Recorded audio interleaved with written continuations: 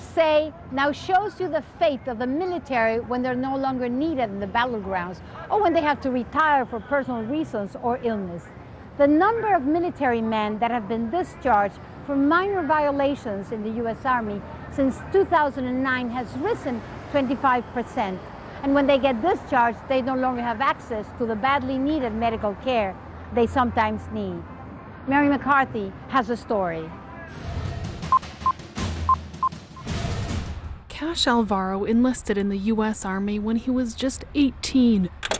He was deployed to Iraq, then to Afghanistan, where he suffered a traumatic brain injury. I got hit really bad October 23rd, 2009.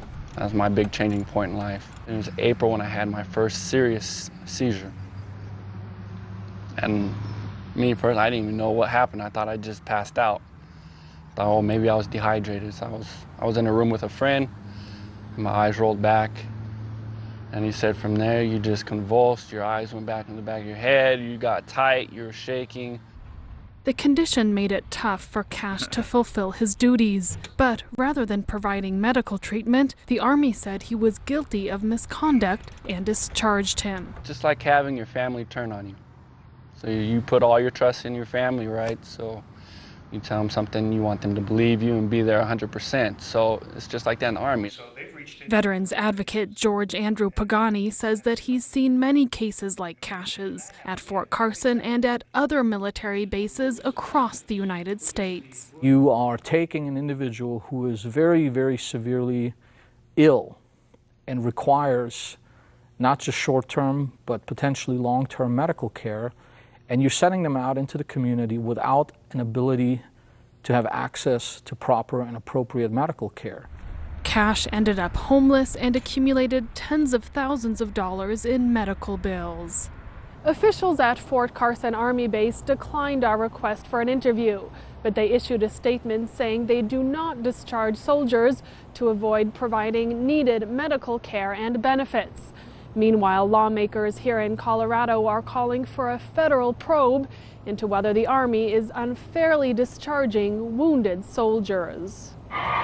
And this is an issue that's unlikely to go away anytime soon, given the huge number of soldiers returning from Iraq and Afghanistan who suffer from post-traumatic stress disorder or brain injuries. Studies have shown that approximately 20% have experienced what we would call a probable traumatic brain injury.